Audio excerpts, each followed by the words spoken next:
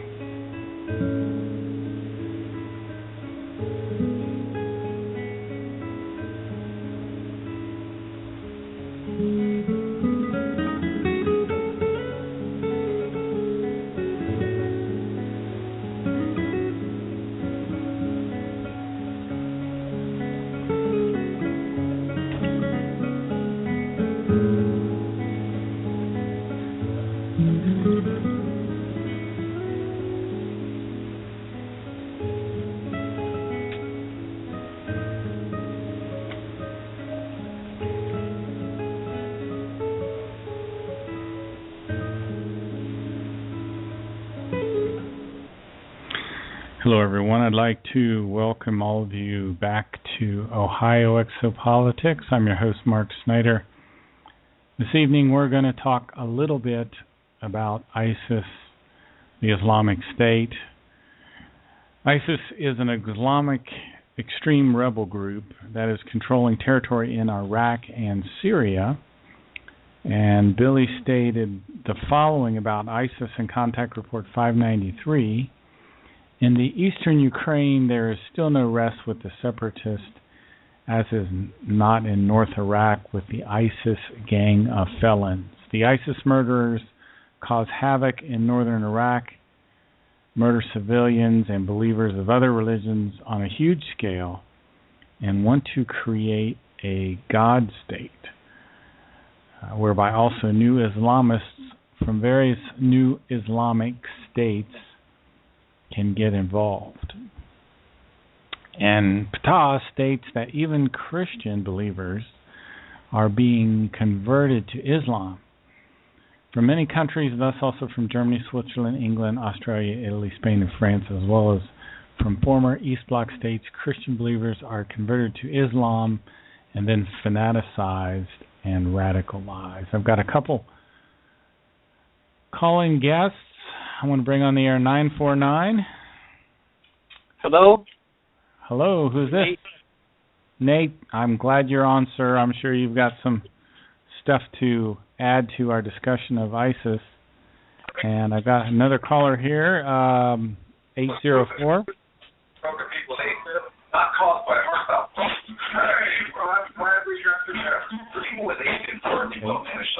Okay, I'll put 804 back on hold.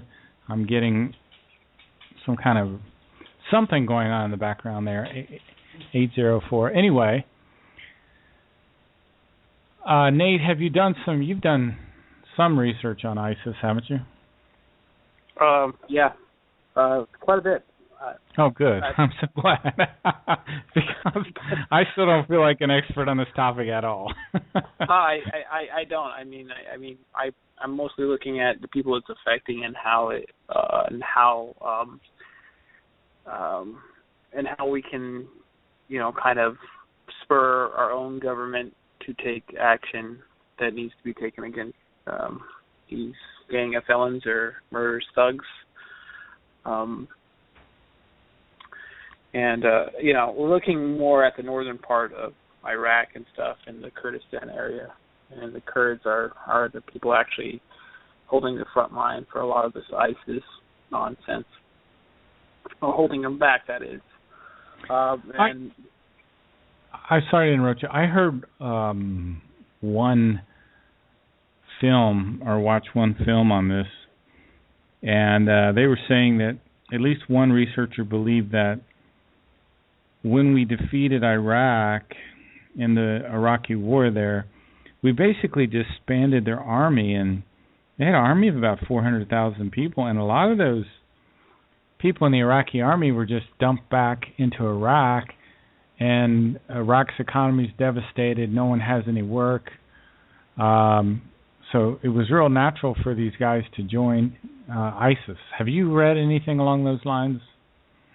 Yeah, there's definitely an extremely simple cause and effect. And I think last week I sent you some information on the prosecution for George W. Bush for murder. Yeah. By Vincent Belagosi. Yeah.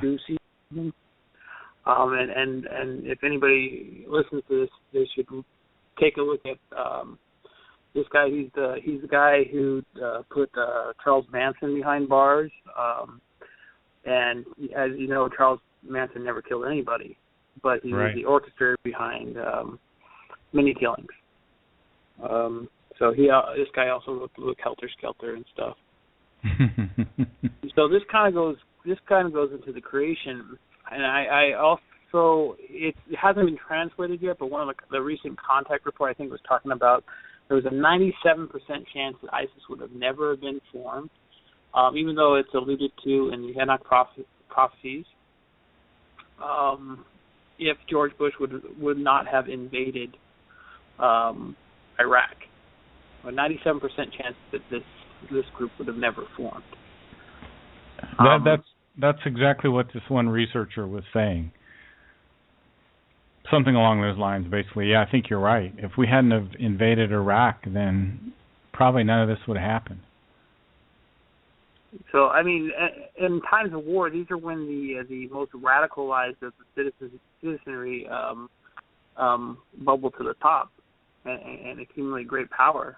The guy who's yelling the most outrageous rants right now, if everything's okay, you just look at him like, well, this guy's a crazy guy, so once you just, put him away or get him out of here. But, when you're downtrodden, you're lost and stuff, and you're kind of looking for answers, what this guy starts saying or these groups start saying, it seems, well, I'm feeling bad, and what they're saying is kind of like fueling that fire. So, hey, they must be right, or they could be right, or... Let me try again to bring on 804.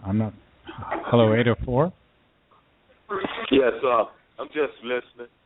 Okay, that's fine. Great. Yeah, I wasn't sure who that was. Nate, you're a little bit quieter than normal. Is there anything different? No? Is it better now? Yes, that's better. All right, I just have a habit of holding the phone several centimeters away from my face. Sorry. Probably a good idea, so it doesn't irradiate your head. Anyway, I have a film here, a clip from actually Fox News. Converter be killed, Iraqi Christians being forced out by ISIS. I thought this was kind of interesting. Does look like. All right, now to a very serious and really a tragic topic to talk about on this Sunday. ISIS is on the march in Iraq, and in one city, the threat to Christians has never been greater. In Mosul, the terrorists have given Christians three options: convert to Islam, pay, or die. So can anything be done to stop this? Joining us now is Father Jonathan Morris to weigh in. Good morning, Father. Good morning. What can be done to stop this? Let's continue to paint the picture first. Imagine this is Mosul, which was where Christianity has been since 1,700 years ago, right? 200 years before even the foundation, the invention of Islam. We also know that it was a place of about 30,000 Christians, Assyrian Christians, Chaldean Christians. Now they have come in. ISIS has come in. They have not destroyed the churches yet. What they've done is they've taken off the crosses. They've smashed the statues. They put a black ISIS flag up. And now they've told everyone, they've gone house to house, put the Arabic letter for Nazarene, Christian. These are Christians, and saying you're out by 1 o'clock on Saturday, you must be out of here. The whole thing of paying, that wasn't even a possibility. People know that they better get out of there or they're dead. Well, Iraq at one point, not long ago, had about 1 million Christians in that country, and now it's down to less than half of that. We're looking right now. So Iraq is down to less than half of the number of Christians that it used to have. I'm going to try to bring 803 on the air. 803? Hello, Mark. Hey, Salam. Thanks for calling in. We're just talking about ISIS tonight. I think it's a topic. I think Nate probably has the most expertise, and I'm still kind of new to some of this. I'm trying to put all this together. Yeah. Well, I'd like to say a couple things if I can. Sure, go ahead. Okay. I remember. I think it was Silent Revolution of Truth. I think it was a film that Michael Horn did. Yeah. That right in the beginning of it, and to me it was like the most startling thing. It talked about that if we were to pull out, or we as in the United States, were to pull out all of our troops from overseas and all over the world, that we could basically prevent a world war. And now we're fast forwarding to the day where we had a building up of ISIS, and you still have a lot of these, still have a lot of problems with of what took place on 9/11, which we blamed on Al Qaeda, and then we took out the one person that could have stopped a lot of this this creation of ISIS that we have today. Are you referring to Saddam Hussein? Yes, that's correct. Saddam, yeah. Or So was it Saddam? Or no, I'm talking about what's his name? The one that was the leader of the Taliban, or that's what we. Oh man, it was. I think Saddam was the.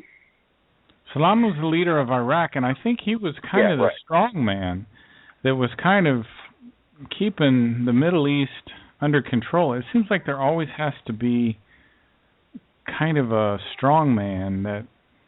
Otherwise, these factions will war endlessly. It just seems like they go back and forth.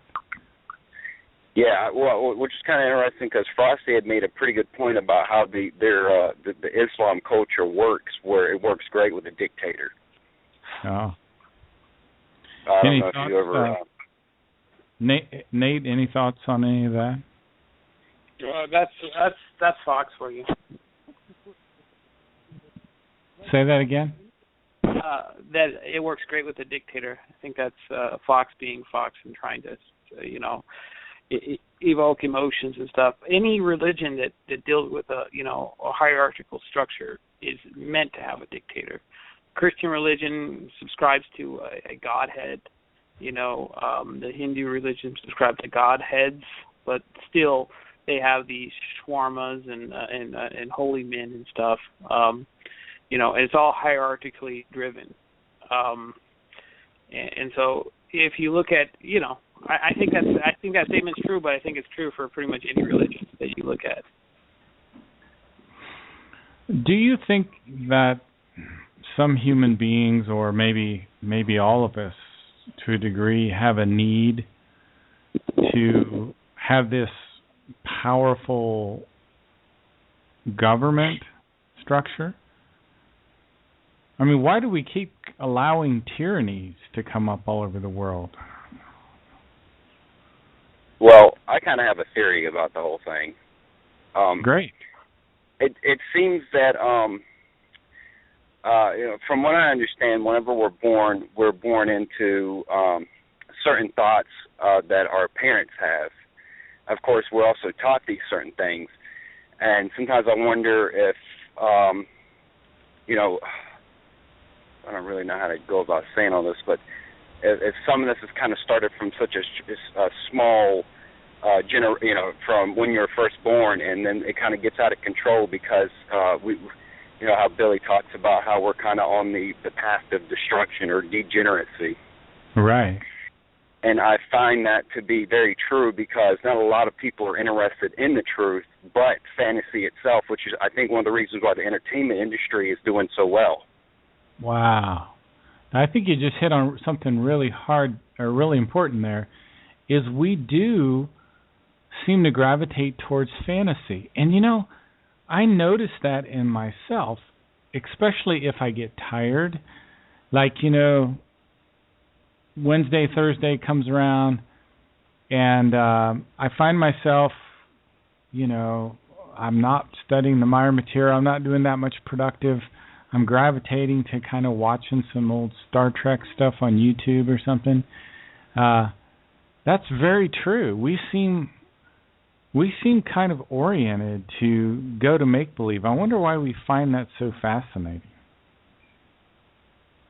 I think it's a culture thing, but I have heard that there's this thing called the weird form that Billy talks about that can also be like a kind of how we see our culture, where we kind of, for instance, I find it to be very easy to talk about a TV show with somebody over, let's say, nobody wants to discuss politics or religion, and yet we know that there's so many loopholes and broken pieces that really do need to be discussed in order to be fixed. But I kind of enjoyed a speech that John F. Kennedy made when he said that if we don't correct a problem, or if we don't correct a mistake, it becomes a problem. And I feel like that's very true to a degree of what's going on now. Any thoughts, Nate? Yeah, I mean, the way you make a slave is by telling that person or that human that they are not responsible, and they give away all their power to other things and stuff.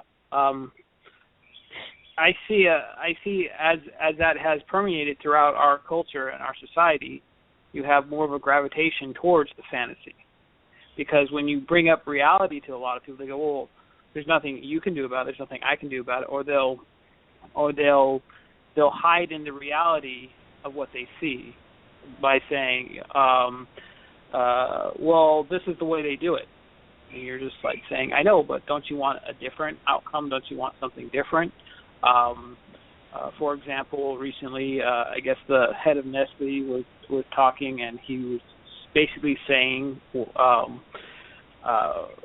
that water is not a right, and I think there's basic things that, especially if we have the technologies to provide, it should be a right, That's a good point. I think that's interesting. But what you said about not wanting to accept the responsibility, I think that's really a profound statement. And I think when it really comes down to religion, I think that's probably what's really going on there. That's why people gravitate to religion, I think. I have another caller. I don't know if they just want to listen, but I'll try to bring them on the air. 505, are you listening, or did you want to participate? Just listening. Okay, great. Anyway, yeah. And then you get these... I'd like to add... Go ahead. I'd like to add to what Nate said when he was talking about...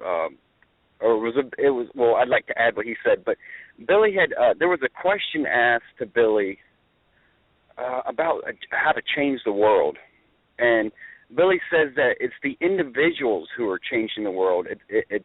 And so in that sense, I do think that just being one person, that you really can make a big difference, more than we realize. And if you ever look at history, of course there's groups that are known, but the people that we remember are like the people who made such great breakthroughs, like Tesla and Albert Einstein and Mozart and all those people who created this beautiful stuff today that we're still baffled by.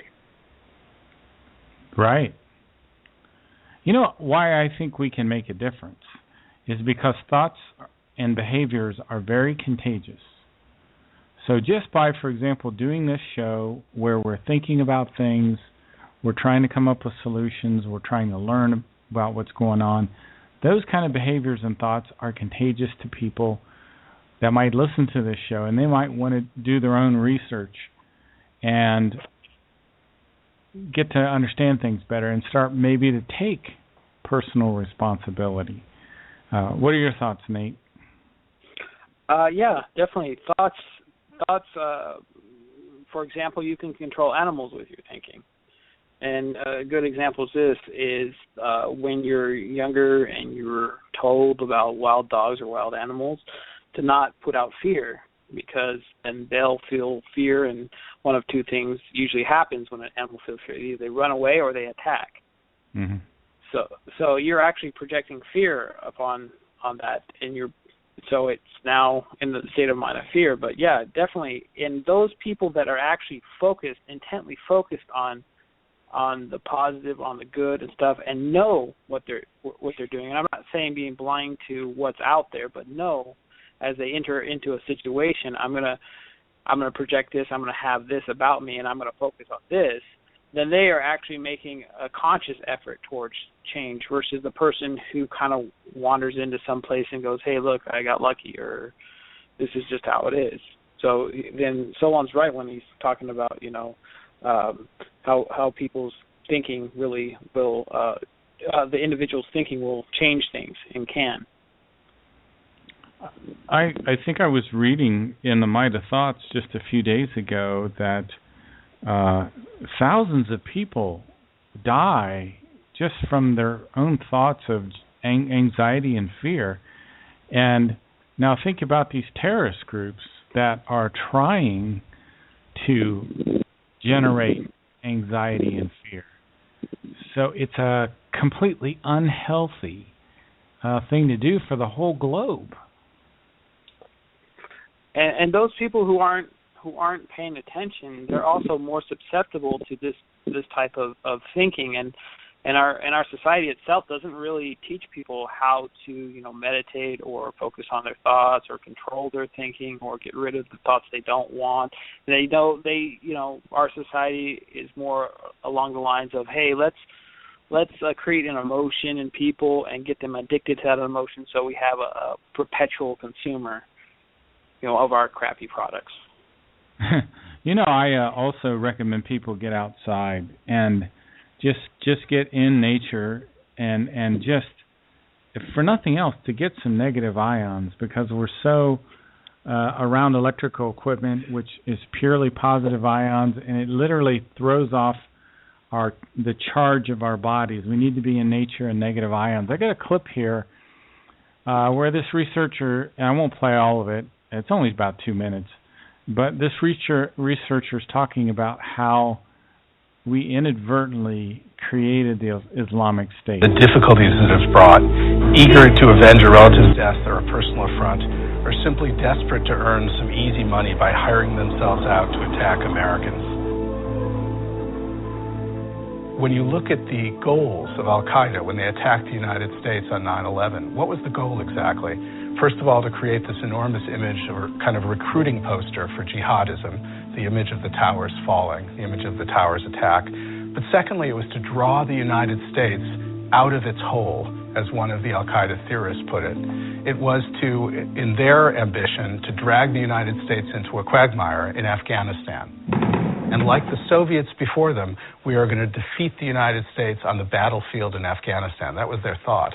Well, of course, the U.S. did not occupy Afghanistan right away in the way they expected. They did something much more beneficial to the jihadist cause. They occupied Iraq, and they provided day after day, month after month, telegenic images of American troops abusing Muslims. This was exactly what al-Qaeda wanted to create. I mean, if you look at the images from Abu Ghraib, they might as well be recruitment posters made on Madison Avenue for the jihadi cause. The first result of that was the insurgency itself. The second result of it is ISIS. Because ISIS, of course, is the child, the descendant of al-Qaeda in Iraq, or al-Qaeda in Mesopotamia, or al-Qaeda of the Two Rivers, whatever name you'd like to use. It is a result of Sunni hatred, dissatisfaction, and vulnerability at the new order in Iraq. That Iraqis loyal to a security-obsessed totalitarian regime of 3 decades would seek to fight the Americans who have overthrown it is not surprising. Nor should it be surprising that jihadis from outside and inside Iraq should seize the opportunity. Okay, Christians are being converted to Islam and ISIS. They're told to convert or die. We, in a sense, created ISIS when we disbanded the Iraqi army. Many of the people in the army of Iraq converted to ISIS, and they have this new leader, Abu Bakr al-Baghdadi, and he is now seen as more powerful than al-Qaeda's chief. This guy was born in 1971 and joined the insurgency after the 2000 invasion of Iraq, and he spent time in an American military prison. And this Abu Bakr alBaghdadi wants to follow in the footsteps of previous caliphs, and he wants to carve his name into history. And the aim of these caliphates is to usher in this time of peace, and I think they're going to create this peace because they're going to convert everyone to Islam. And the Pied Piper, as he's called, will be fluting jihadis across the globe and marching them off to war. Nate, can you comment? Yeah, there's actually three parts, or three Pied Pipers. This is very interesting that they talk about in the Meyer material. And precursor to that Pied Piper was the son of George W. Or George Bush, which is the W. Bush. It's funny, the previous two Pied Pipers mentioned in the prophecy were George Bush and his son, and then this al-Baghdadi. Wow. Which is interesting. I don't know. It's disgusting that it's coming true, but it's interesting at the same time. It's very interesting. There's a guy, his name is Chip Tatum, and he was a former Special Forces assassin, and he has a radio show on Veterans Today, and he says that George Bush Sr. Had to take psychiatric meds all the time because he was really kind of out of his mind a bit. And the people that were in the Special Forces, when George Bush Sr. would start, coming up with these crazy ideas for them, they would know that, gosh, the guy's off of his psychiatric meds again. So, I mean, how corrupt our governments are is just a little astonishing. Solon, do you have any comments? I actually have a lot of comments. Okay. I want to go back to when you were talking about ions, native ions. That was actually I made my first post to Billy, and it was a question about what he thought about the ion machines. Oh yeah. Because you're absolutely right about that we're so much surrounded by the positive. I've actually heard people tell me that they bought these machines and they would just put it like literally right on their lap, and it would just make them feel really happy. Wow. So I find that interesting you talked about that. I do want to go into a quick study that I could give you that was going off about people who are raised up around I would say neglect, violence, abuse. And what it does is it actually shrinks the brain, and you have to wonder when you're these military people that are coming up in ISIS.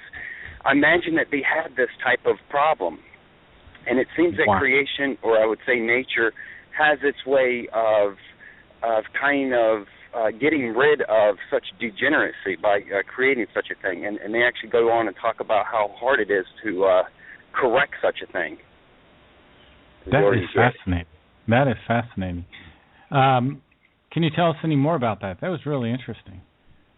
Well, it was the video itself was all about child abuse, and they talk about most of it was about kids, and they talk about if the kids aren't giving enough attention. They did a study. I think it was either the French did it on some Ukraine babies, or I think it was the French, because they're actually being sued for this. That they went in there, they gave the kids what they needed to eat and drink, but they gave them absolutely no attention, which was basically looking in their eyes, just acknowledging them. And they said within, I think, 2 weeks that all babies died. They died? So they all died, which is one of the reasons why there's a lawsuit now. Oh, that's horrible. Yeah, well, but this just shows us that how important our environment around us just is, and as well as our social interaction, which was taught to me, I remember in 9th grade, about how important it is to be social, as well as not just being social like what we're doing, but eye contact. which is something that so many of us have problems with in general. That is so interesting. You know, I even think of my pets and the importance of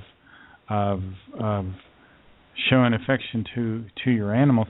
And you know, I rescued these 2 cats this year from the worst part of the cold in the winter. There's just, you know, lots of snow on the ground, extremely cold, freezing wind, and these cats were practically kittens. Can you imagine being only 9 months old, not even a year old, and you're stuck out here in the most horrible environment? You know, you're freezing to death, you have nothing to eat, and no affection, no, you know, it's just a horrific thing. And I think we really do need to be more responsible, you know, towards people, towards the environment, towards animals. I'm going to take a little break, folks, just for like a minute or two, play a little relaxing music, and chill out a little bit, and then we're going to get back on this topic.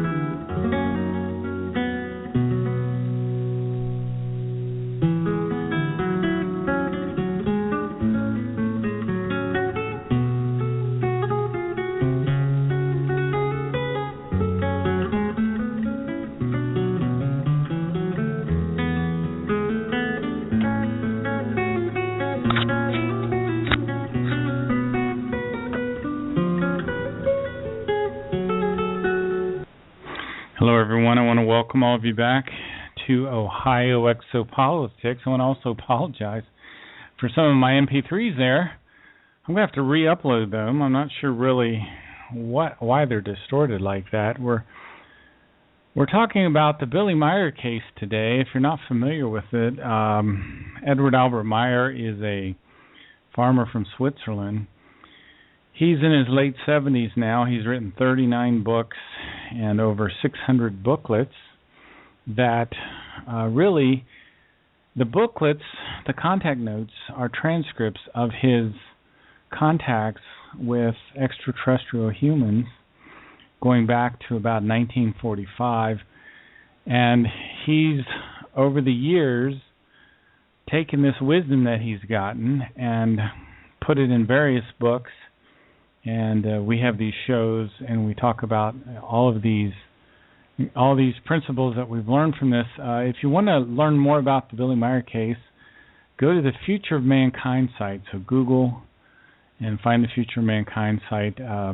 Also, the theyfly.com, Exopolitics, Ohio.us. If you Google Ohio Exopolitics, you'll find the website for this radio show, and it has a lot of information about the Meyer case. And we're talking about ISIS and how that is a true threat, probably something the U.S. inadvertently created themselves. We were talking about this Abu Bakr al-Baghdadi, who is this person who claims to be a political and religious successor, I guess, to the Prophet Muhammad to a certain degree. and he wants to form this Islamic government, and I probably over the whole world. I think that's ultimately their goal. Nate, do you have any information on this Abu Bakr al-Baghdadi, the guy that's the head of ISIS? Just from when they were releasing him, they said he was a minimal threat. So it shows that just any nobody can become somebody. So if you put your mind to it, But anyways, I actually have found the Henoch prophecies, or the prophecy part of the Henoch that talks about this. I'd like to read it, if that's okay. Go ahead. All right. So here we go.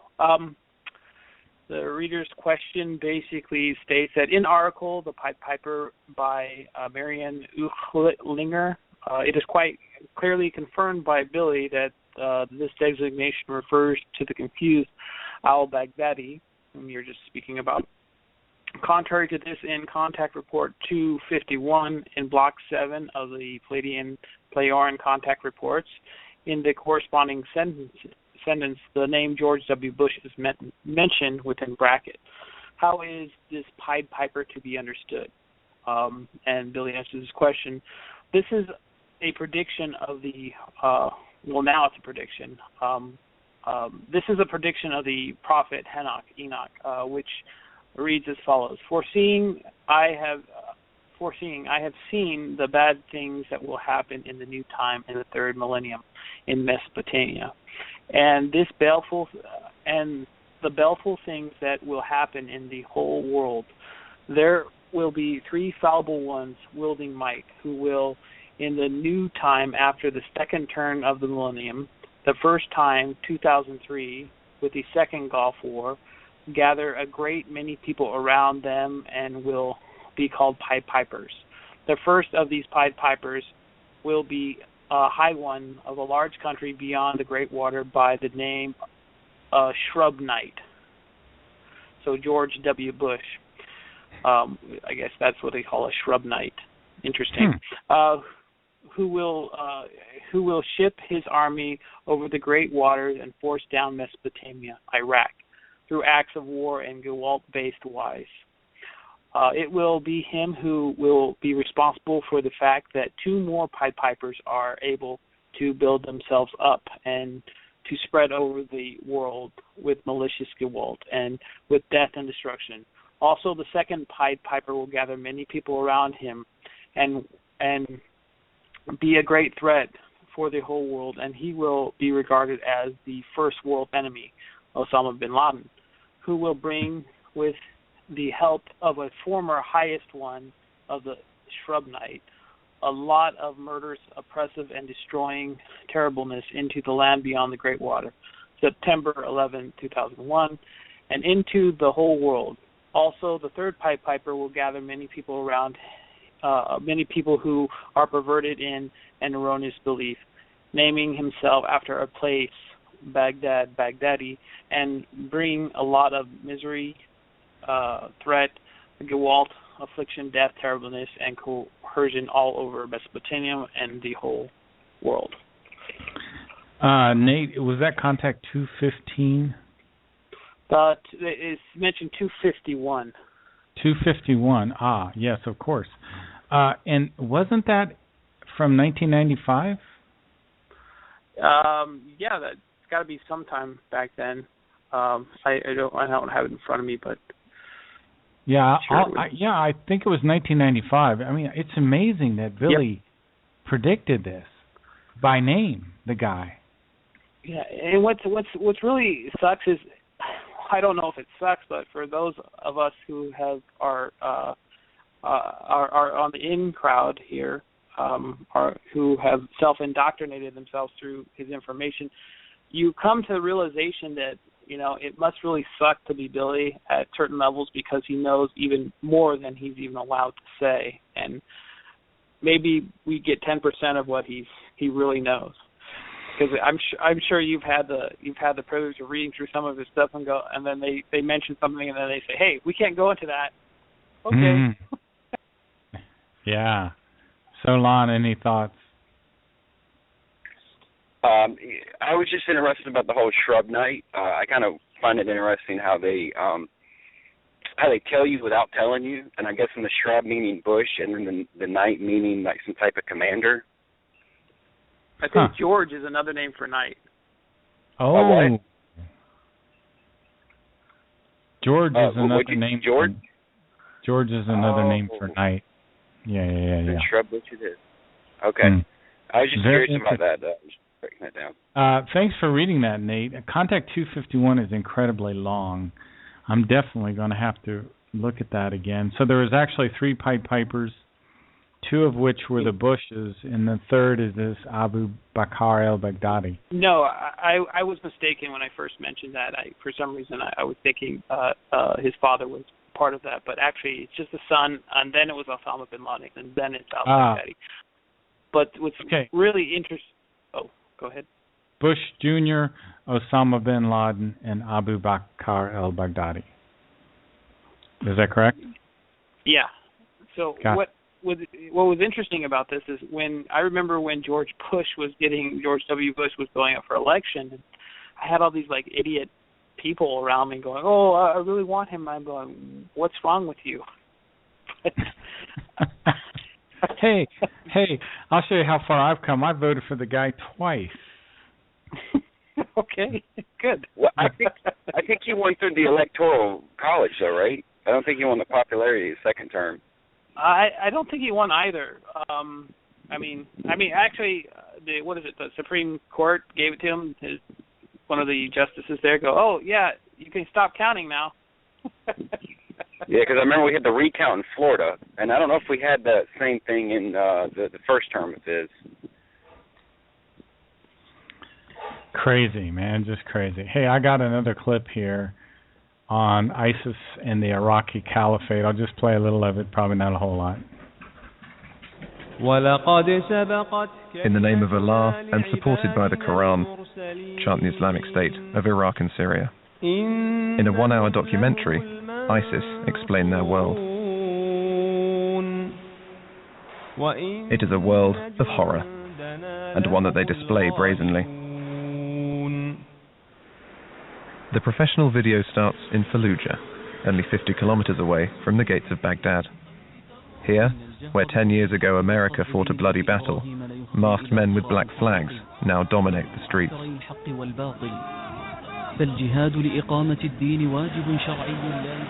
When these fighters attack, they don't take prisoners. This assault on an Iraqi military base is documented by their cameras, showing their atrocities in detail. The ISIS video grants anonymity to the offenders, but exhibits victims without mercy.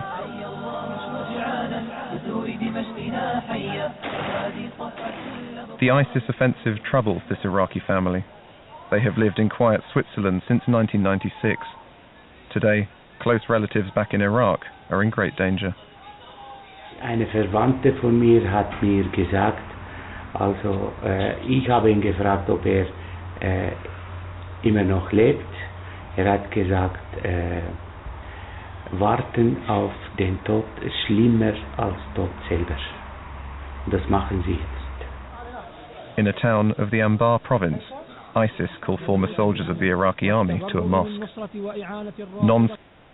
Anyway, these were some Muslim people in Switzerland that had family back in Iraq.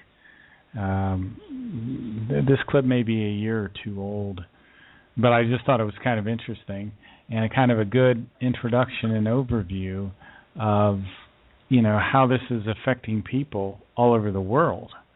What are your thoughts, Nate? I think we should back Kurdistan, and I think that their ideals align mostly with our ideals, and I think we should also back Iran. And I don't know why we're not. I don't know why this immense hatred for Iran has even come through the U.S., except for that it's been a propagandic play by the elitists of the United States to kind of force this down upon us. We installed. I forgot the name of the guy, but we installed a dictator in Iran, and the students got really pissed about it.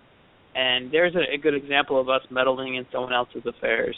And who came up from that atrocity, the Ayatollah Khomeini, which he was very religious, and he was also a crazy nut. So, Yeah, the Shah of Iran.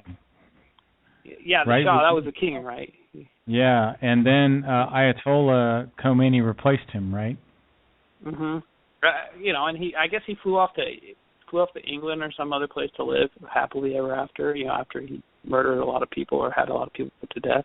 But what was interesting about that is before our meddling, they were westernizing. Iran was westernizing, coming into the ideals, women's rights, and good things like that. And what did we do? We kind of pushed them off. We kind of disrupted their growth, so that there became an extreme backlash. So where women had to start wearing burqas again, and I don't know the name of the other thing that they wear, but full clothing.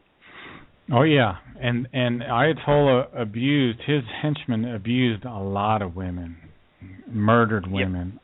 Horrible stuff was done. Yeah, I read about that. That is covered to a degree in Contact 215. So, Lon, what do you think of this stuff? Well, from what I understand, we're still holding Iran accountable for stuff he used to do in the past. From my understanding of one of the aggression we had towards them. But what I find very interesting is that if we're supposed to be setting an example, why are we telling somebody who is trying to supply energy the same way we supply them and tell them that they can't do such a thing? Right. I find it to be kind of insane. Oh yeah, I agree. And I personally do not believe Iran is going to nuke anybody, but that's just my opinion. I think they're smart enough to know if they nuke anybody, it's going to lead to their own demise. Speaking of Iran, the Hadnt Prophecies talks about that if things keep on going south, that it won't be U.S. that will be taking out Iran. It will be Russia. Russia. Wow. Now, that is strange. Did it elaborate at all on why? It basically alludes to two confrontations, and here's how I'm putting it together. Now, this is just my opinion of what's going to happen, but if ISIS is successful in what they're going to do or what they're doing, what will happen is they will be successful in one way or another. First way, they will either continuously drain the U.S. resources, but will throw U.S. into two civil wars. The first, this is going to be caused by ISIS launching attacks within the U.S. From sleeper cells or convertees or whatnot, or the like, right? Though there's not going to be a huge amount of destruction from those attacks, they will be stepped up because the populace will demand protection and demand this. And as they demand it, their rights will be stripped away, which will cause a conflict here in the U.S. Of the already polarizing wings that of the U.S. right now. So if that happens, then I think the first aggression of Russia towards the resources in the north and their subsequent invasion of Alaska, certain parts of Alaska, will be met with devastating consequences. But shortly after that, these civil wars will break out, and basically rendering the U.S. incapable of doing anything. At that time, the Russians will go on their expansion mentality and take over much of that area in there. So that's how I'm putting it together, but I don't know.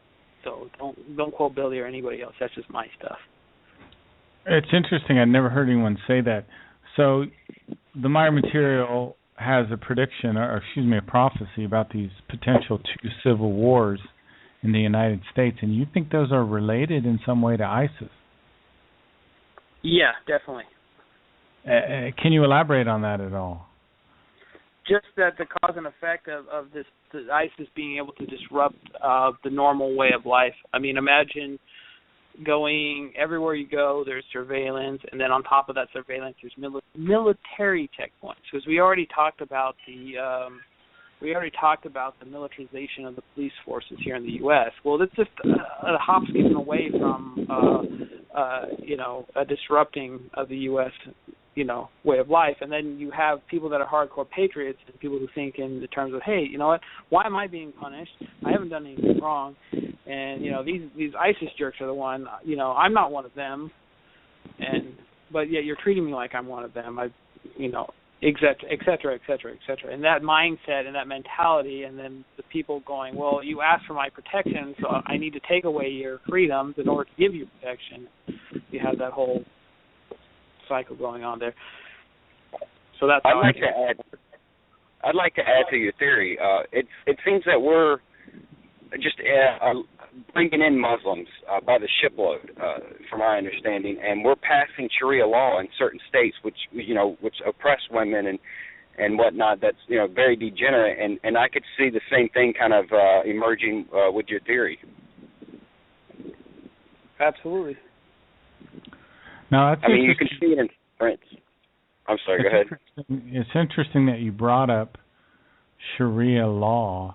Because I know the Islamic prophet Muhammad had sayings and actions that were recorded in something called hadiths, and the hadiths were evaluated and gathered into these large collections in the 8th and 9th century. So the hadiths actually are kind of prophetic material, and it was used in forming the basis of this Sharia law.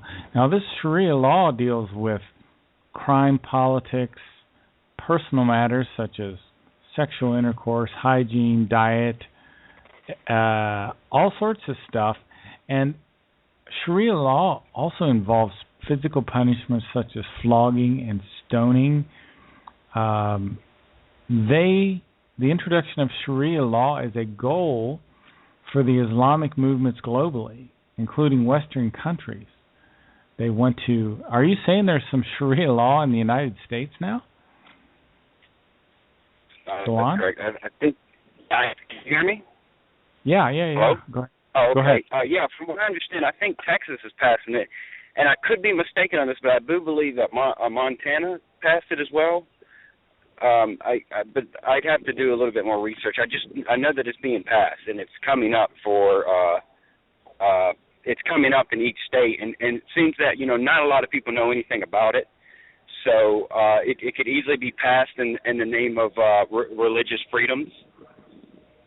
That's incredible. And Frosty Wooldridge, a fellow I had on my Revolution radio show, a population expert, said that in parts of Detroit, the police won't even go in there because there's so many Muslim people.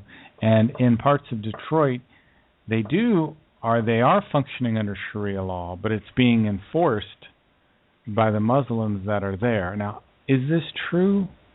It could be. I don't know for sure. Have you guys heard about that? I haven't heard anything regarding that. Most of the Muslims I know that I live by, they don't subscribe anything near the Sharia law. They say that it's just nonsense. I do know what the putting certain cause and effect actions together, that the United States would have never existed if it had not been for the Prophet Muhammad. And the way I think about that is you can see what happened. I mean, some of your prior shows you were talking about the rise of Christianity, basically, under Constantine, and the destruction of catheters and different things like that. Well, if Christianity was going to have its way, it was going to find its way all the way down and conquer through bloody force through Africa down into India. Remember, according to your information, you're talking about the name of Jesus Christ. Came from Jesus Krishna. Yeah. So if if the Prophet Muhammad didn't appear at that time, the world would have been thrown back another 1,000 years into darkness, if you will, if Christianity would have taken over. Yes. Now that is mentioned in some of the contact notes. I remember Larry Driscoll talking about that. Do you remember what specific numbers that's mentioned in? What I have, actually, I had one of the booklets I had ordered from them that I had read certain parts of, how he started talking about the character of Muhammad and how he had to be very quick with the tongue and beyond the normal guy there, and to use certain old proverbs and different rhetorics to control these people that these desert nomads, because they had some really screwed up traditions. One tradition, for example, would have been, if you were of a noble house and you were having an offspring, your first offspring, if it was a girl, you were to take the mother right after she gave birth, was take that baby and go bury it in the desert alive. Oh, horrible. Yeah, and so if you're of a higher evolutionary state and stuff, or you don't subscribe to, imagine the torture, that Muhammad must have gone through just to be privy to some of this stuff. And he's like, no, but he can't speak out because oftentimes he has to abide by the greater good or go for the greater good, and the greater good at this time was to stop the spread of Christianity, which ironically was caused in part by one of his previous personalities, according to the Meyer material. So, okay. Wow. Yeah, this stuff is just wild. It always makes my head spin around. Solon, did you want to get the last word this evening? No, he's done a good job. I'm just going to leave it with that. Thank you so much. Well, I thank both of you guys, Solon and Nate, for joining us this evening here on Ohio Exopolitics. Interesting discussion. Thanks, Solon. Thanks, Mark. All right, guys. Thanks. Have a good evening. Talk to you later. Bye-bye.